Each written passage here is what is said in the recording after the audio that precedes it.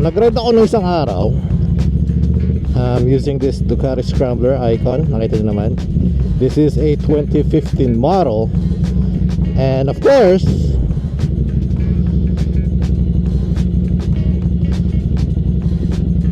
yun pala, bawal na tong plaka ko ngayon. Don't get me wrong, this bike is registered, it's all legal. Ito lang ang katangi-tanging hindi dapat. And luckily, yun pala, pwede mo pala siyang, hindi pala siyang ma-check online. Available na yung plaka mo if it was produced already. At kay Yorme, kay Richard, siya yung nagsabi sa akin or nagturo sa akin kung paano gawin. So chinek ko siya. Teka, pakita ko sa inyo. Ito siya. So kailangan na lang input yung plaka, and there it is. Ako nakikita. It says na available na raw ito or na produce na and can pick up sa may Araneta sa LTO. So come with me as I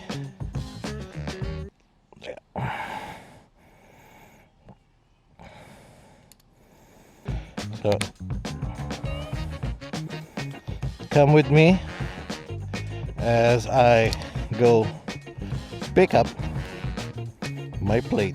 May kailangan pa pala akong kunin sa bahay. And yes, I'm back sa ganitong POV. And welcome back to YouTube. Woo! Intro! Pasok!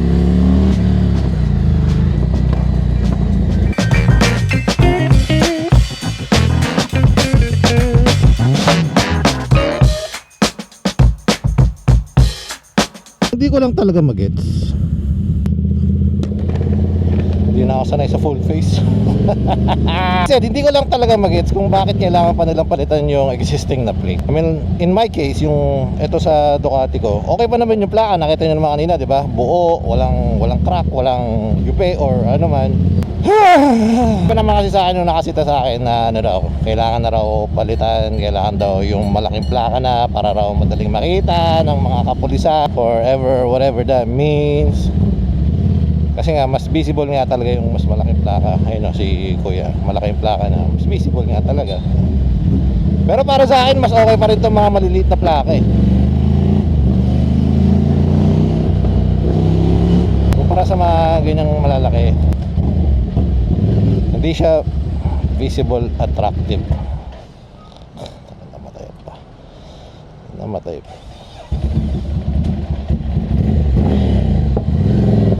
Out of tune na ang aking Ducati. Ayun ang dahilan kung ba't tayo ko lumulusot sa kanan eh. I mean, sana may choice ka no, na either kung ano ang gusto mong ikabit, either yung maliit o yung malaki no? Hey! Ariam! Gotta do it. I had to do it, man. Alright, dude. Kung ako pagpipiliin, talagang like I said, mas gusto ko ang pogi pag maliit lang. Hindi naman yung background, di ba, nung mga plaka ngayon, and itim naman yung ano, so makikita pa rin ng mga kapulisan yan, di ba? I mean, siguro from the new one or from the old one to the new one, siguro naidagdag lang dun sa laki ng font is like a half an inch or not even. Nonetheless, kailangan pa rin natin talaga sumunod kahit, you know, ayaw natin, kahit ano ang opinion natin dyan, kahit tingin natin baduy, ganyan, sayang sa taxpayers. Ngayon hindi na siya so much aksaya.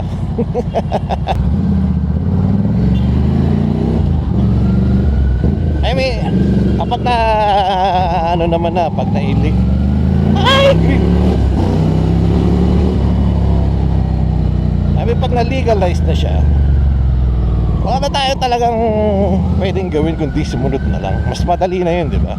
Kesa sa magpuputak ka online, maglalagin ka sa unanimous mong Facebook page o kung ano man, kung ano-ano sasabihin mo, ganyan-ganyan. Sumunod ka na lang. Wala rin magagawa yung pag ganun mo. Hindi na mababago yung batas dahil sa opinion mo. or let's say marami kayo, hindi rin mababago yan. Ang tagal ng buti nga amo nawala na yung ano eh, yung plaka sa harapan ng motor, di ba? Yun puta na, yun ang pinaka-ewan talaga na batas. At least doon nga napagbigyan tayo mga motorista, di ba? Or mga nagmumotor, hindi na tinuloy yung plaka sa harap, which is fucking bullshit, man.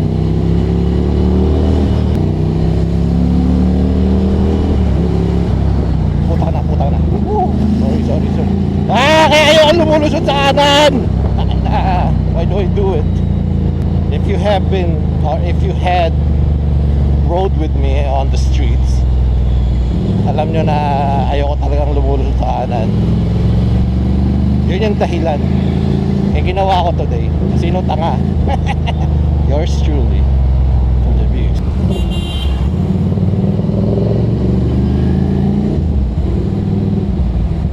So as you saw kanina, like I mentioned kanina, I have to go dito sa Araneta, yung LTO dito. And let's find out kung makukuha ko siya. Kasi yung sa Z1 kasi, ganun din, kailangan ko rin palitan yung plaka. Pero yung sa Z1, ibang location ang pagkukunan eh. Tapos nung tinitignan ko siya, by appointment siya. Ito, sa Z1 to, sa Z1000. Pero dito sa Ducati, yun nga, pinakita ko sa inyo, walang nakalagay na appointment or whatever. Basta ang sabi na produce na raw doon, and I guess pwedeng kunin doon. May ano kasi, may dalawang option, either pick up or pwede nilang ipadala. So tinignan ko yung padala nila, kung ipapadala nila kung magkano ba, libre naman. Pero you know, mas masaya magpunta doon na nakamotor. Kaya I picked the option of yun, kukunin. Tapos tingnan nyo pala ito mga katoto.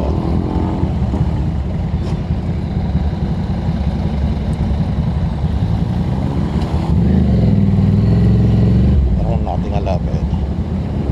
Yan. Kung diretso yan. Hindi na kasi ako sanay. Ay! Hindi ko pala nahigpitan si kuya. Kaya pala tabingi siya. How do I look? Okay na ba yan? Anyway, gusto ko lang kasi i-flex tong bagong imprint ko. This has been one of my favorites by far. What the fuck, ang traffic. Anyway, na nailabas na imprint so far, by far, is this thing right here. Ganda, diba? Sayang, isa lang ang nakuha kong ganito. And ngayon, wala nang size ko. For the view. What the traffic, Brad? Ulan ba? Teka, balik ko na yung camera dito sa akin.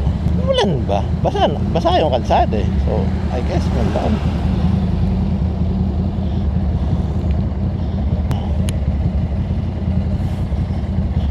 Magnets. No? Yung Fisher Mall sa kanan, no? Umulan ba? Kasi kung umulan yan, Araneta pa naman yung Araneta pa naman yung pupuntahan ko. Alam nyo naman, Araneta. Damn! Perfect bike for a perfect traffic situation. For the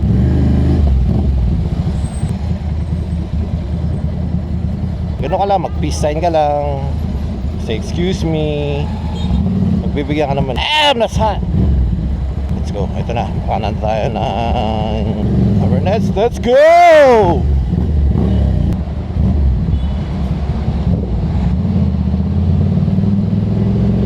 Asa na LTO na? Where the fuck is it? There you go. Land transportation of it.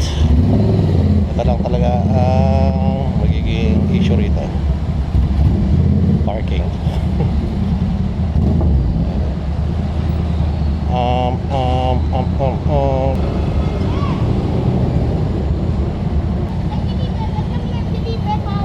Deliver.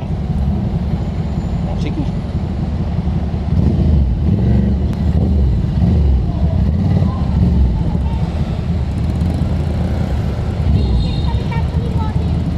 Dahil sa Ducati to kasi nauna ako.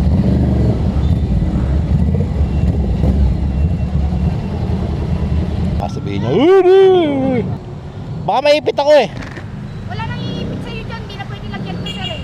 Ah, okay. Nakaano na kasi.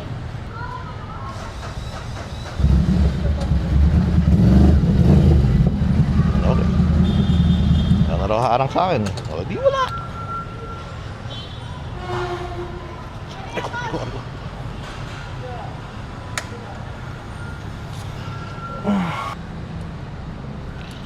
Tanggal. Kati lang tayo. Kati. Tanggal helmet.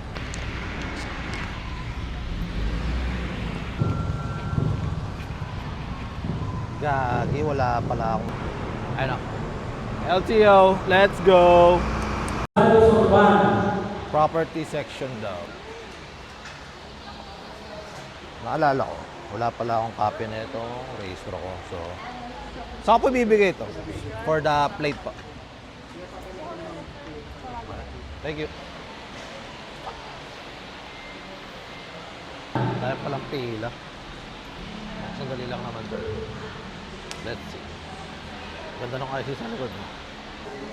Check. Umuulan. Baka din naman yata binabaha din sa parte ng Araneta na to.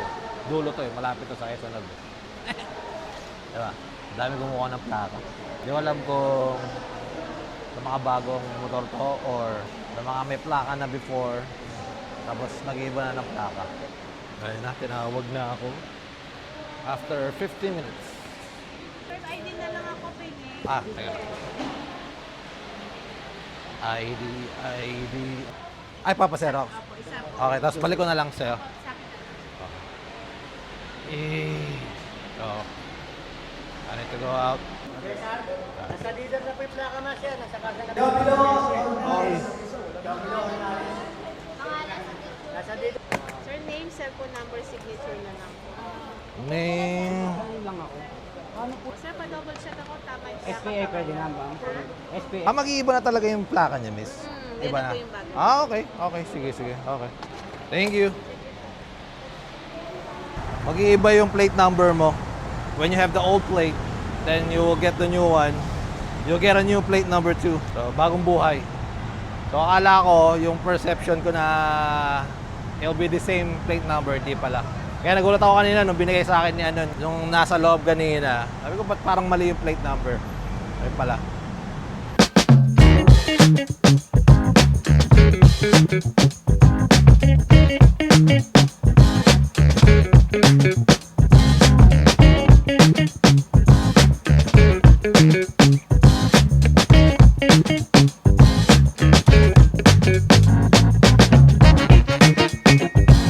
So I guess it is a mission accomplished for today.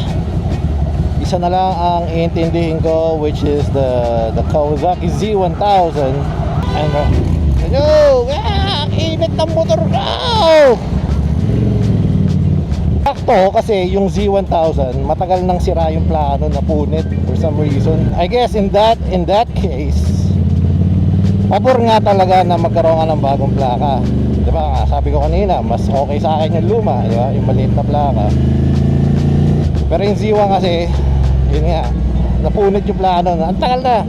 So nagpagawa ko ng temporary plate noon. Thank goodness na hindi na kailangan mag-request pa ng bagong plaka kasi meron na, na-produce na. So all I gotta do is make an appointment and go pick it up. So right now, buti hindi na umuulan. Kasi itong setup ko mga katoto for the audio, kaya naririnig nyo ako, naka wireless mic na ako na ito. It's not really waterproof anymore. So kapag umulan, talagang masisira itong buong equipment. So overall, I waited for 50 minutes. Maghihintay ko doon, which is not that bad. Mabilis naman. Oo, mabilis na yung 50 minutes ha. Well, yung iba nga, hindi pa nakukuha yung mga plaka eh. Habang nandun ako kanina, nakikita, hindi ko narinig, nakikita ko yung mga facial expression ng mga ibang rider doon. Alam ko rider sila kasi may hawak ako silang helmet eh. Na talagang dismaya sila na after dun sa pinagkuhanan ko nung plaka doon sa counter. Talagang malungkot sila, yung iba galit. Wala tayong magagawa. Is dapat nga meron na talaga silang plaka. Pero unfortunate circumstances, wala pa yung mga plaka nila. That is a big question kung bakit wala pa yung plaka nila. Tayo naman, very fortunate tayo na lahat ng motor sa bahay ay may mga plaka na something up mga toto. Wait lang, no? I'm craving for something. Scout Tobias kanan. Yeah. Let's switch up. The beauty about this setup is I can do that. Then I can do this. Fuck, umuulan na.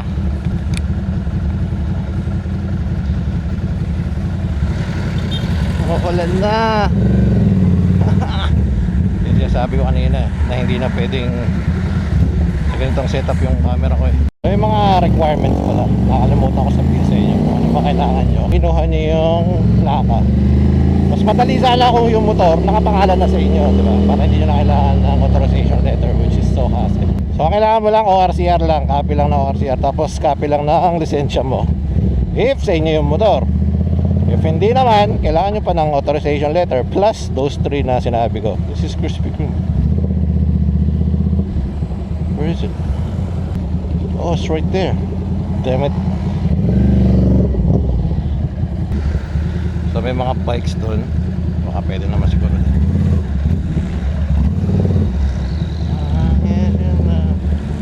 Ano pala? Craving for some Jamba Juice. Jamba Juice.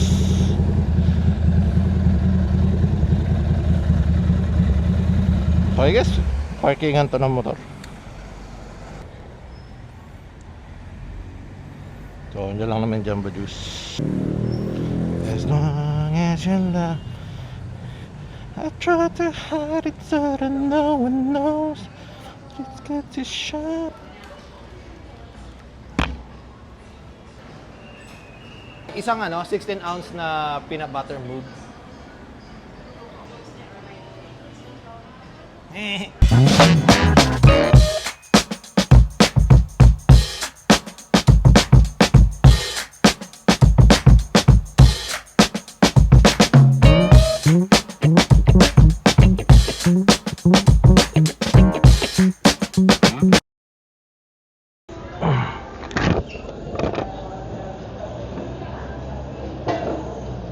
So bali, mag-iiba ng konti yung quality ng audio. Thank you. Hey, it's raining. I had to remove something off from my camera para maging waterproof na ulit ang aking. So again, I apologize for the audio quality now kung nag-iba man. Need to waterproof this shit. Kasi yung ulan ayaw huminto, or ambon I should say. Kaya kailangan ko nang makauwi. At sila Stoke ay may pinabibili na kailangan ko nang bilhin.